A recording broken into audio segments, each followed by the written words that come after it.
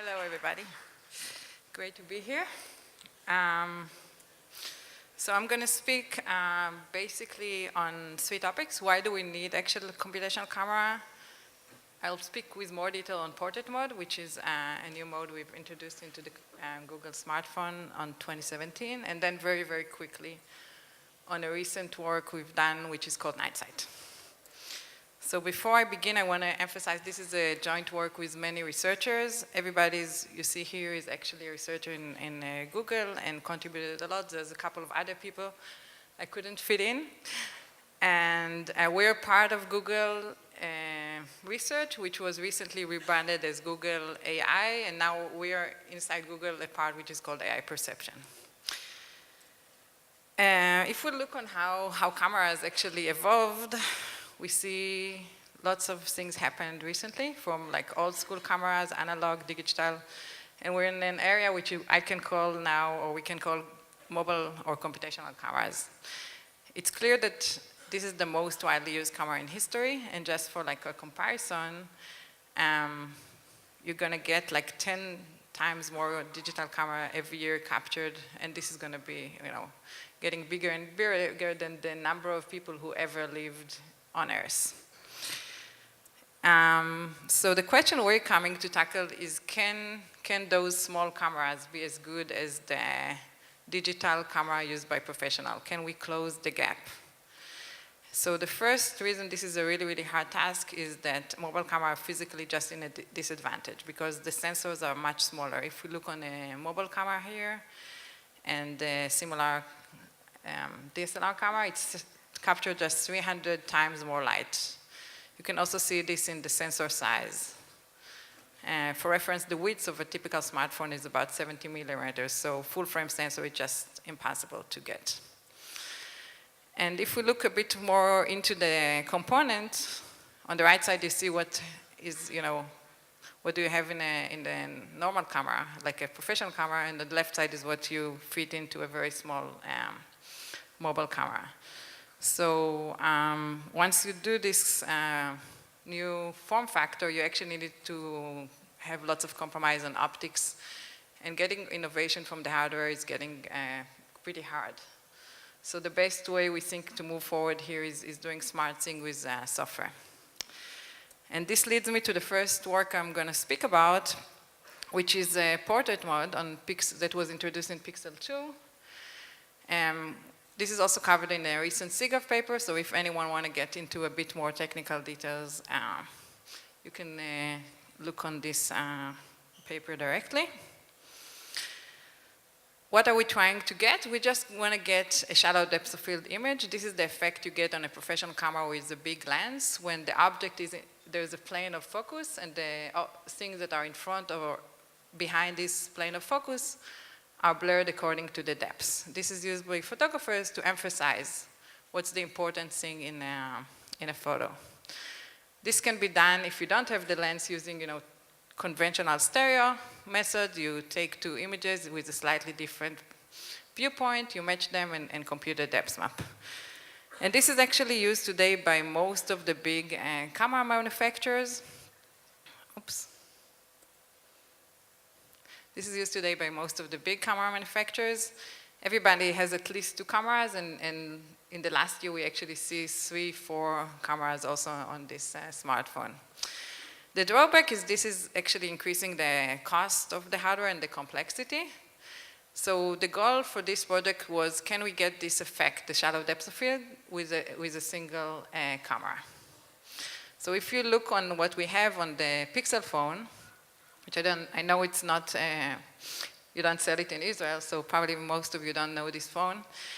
But we have just one lens, and we've looked on the hardware spec and we've noticed something really interesting. There's a mechanism for autofocus.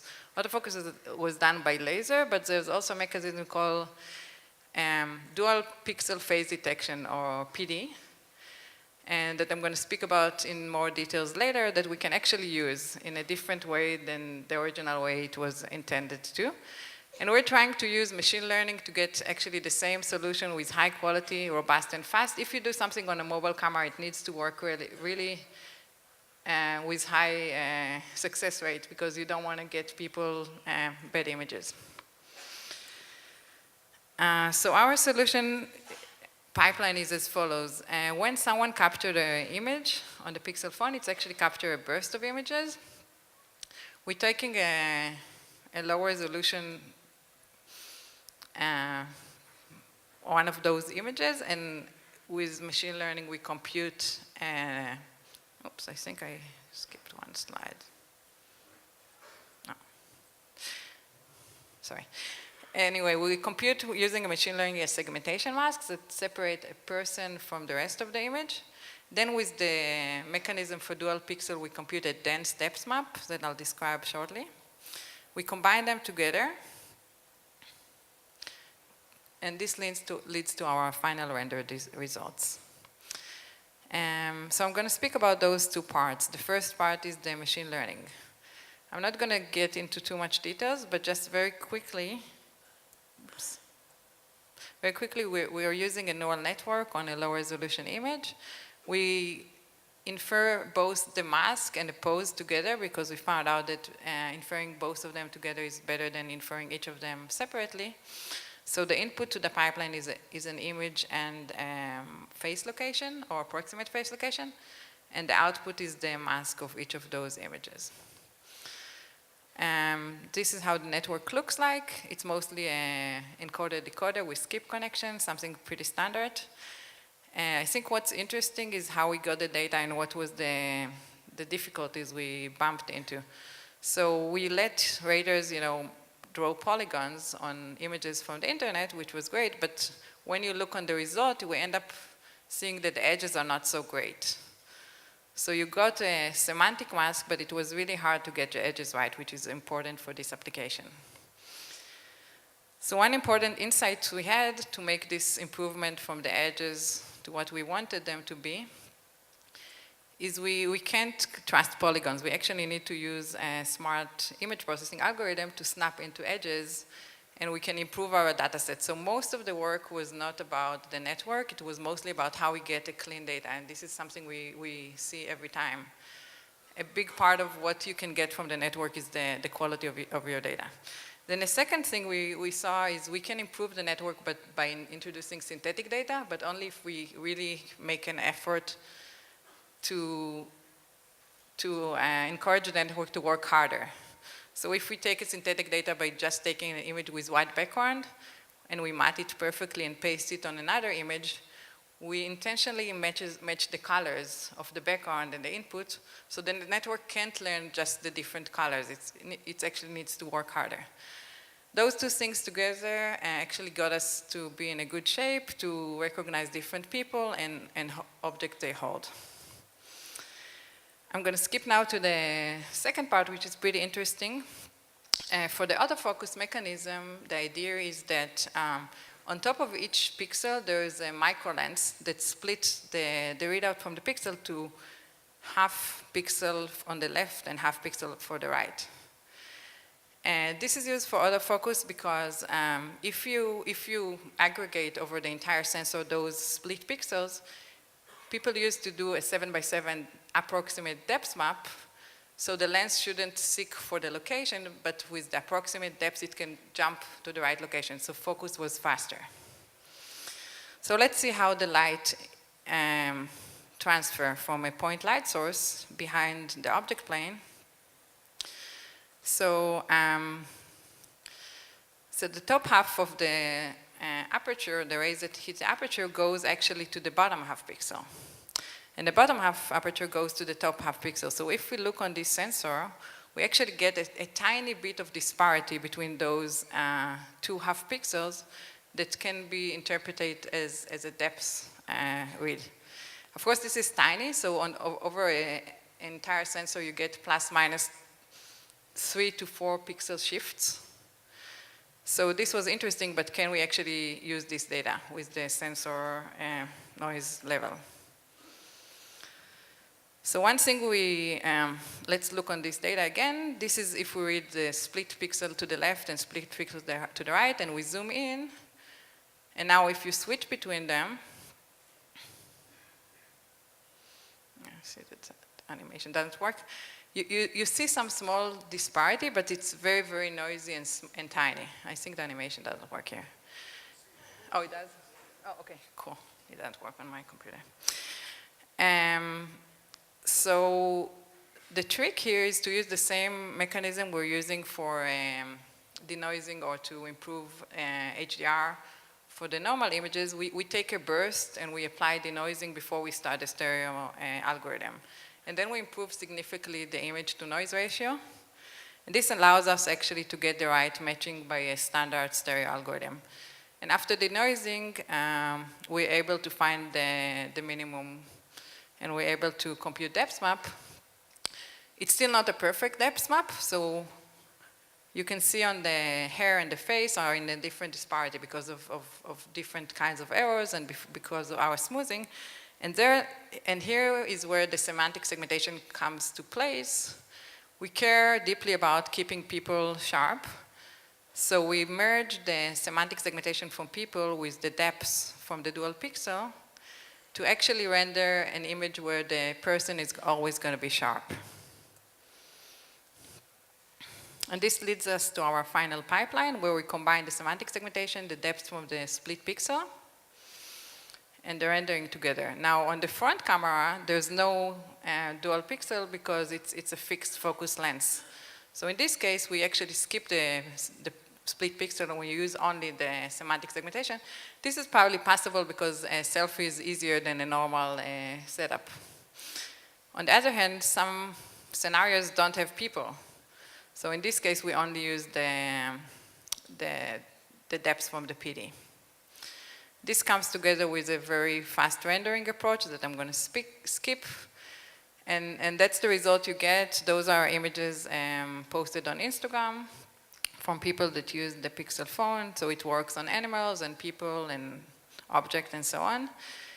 It was interesting to see that this also was recognized in a deep peer review, which is not it's a normal gear photography review site.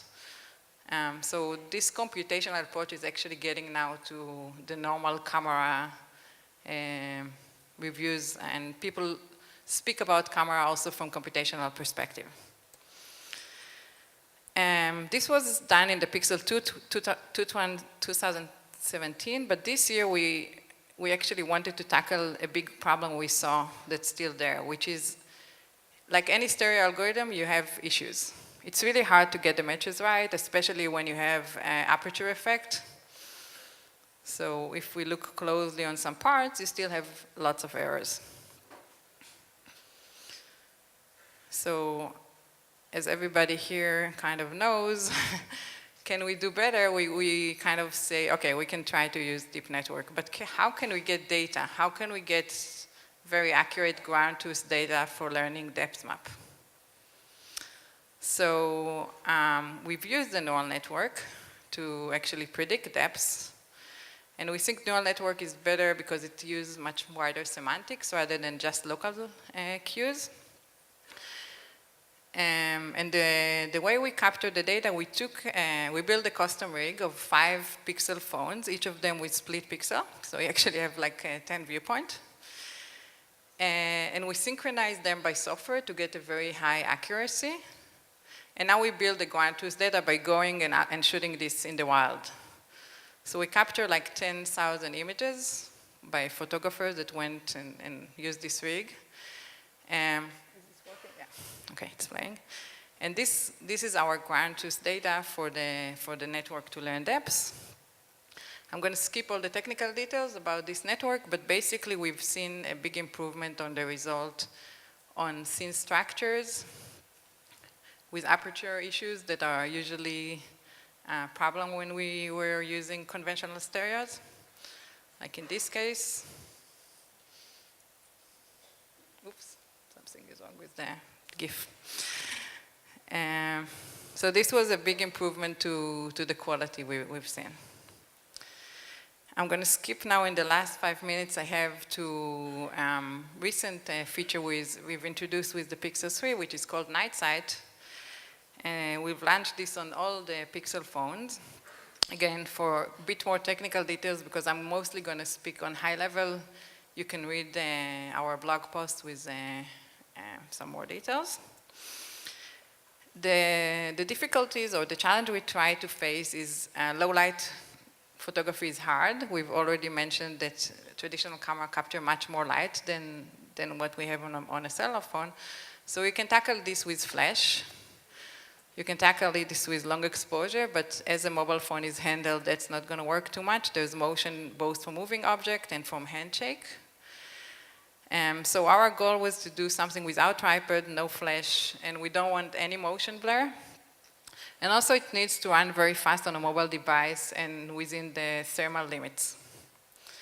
So I'm going to skip the video that shows a comparison with some other phone manufacturer, but if anyone is interested, go and check it in YouTube. We're building on the HDR pipeline, which is burst photography.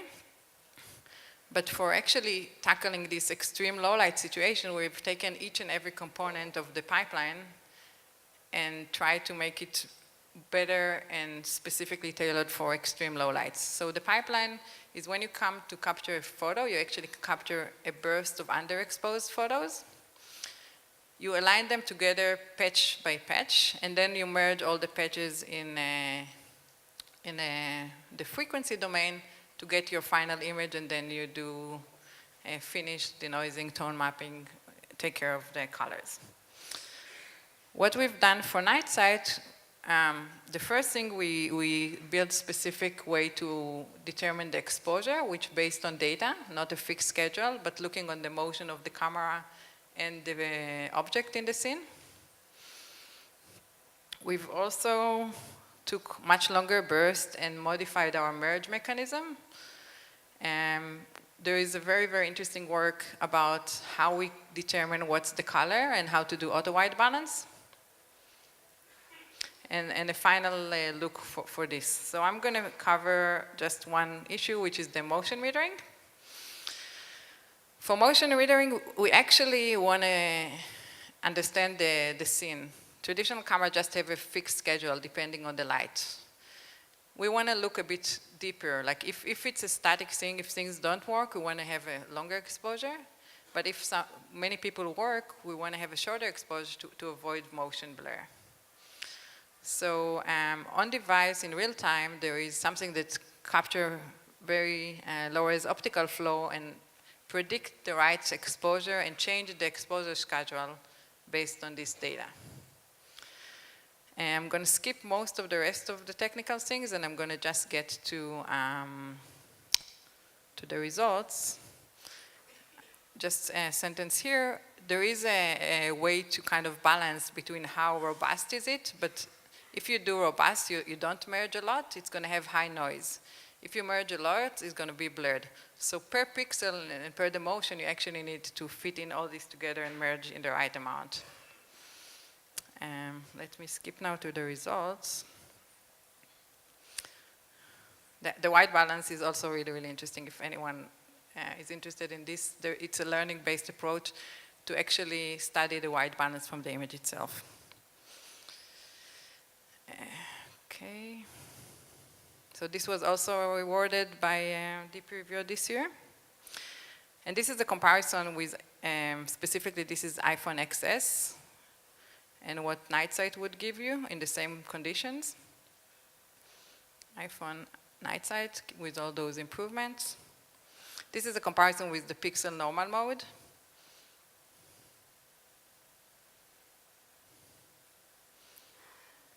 And this is my favorite one. My kids. Thank you.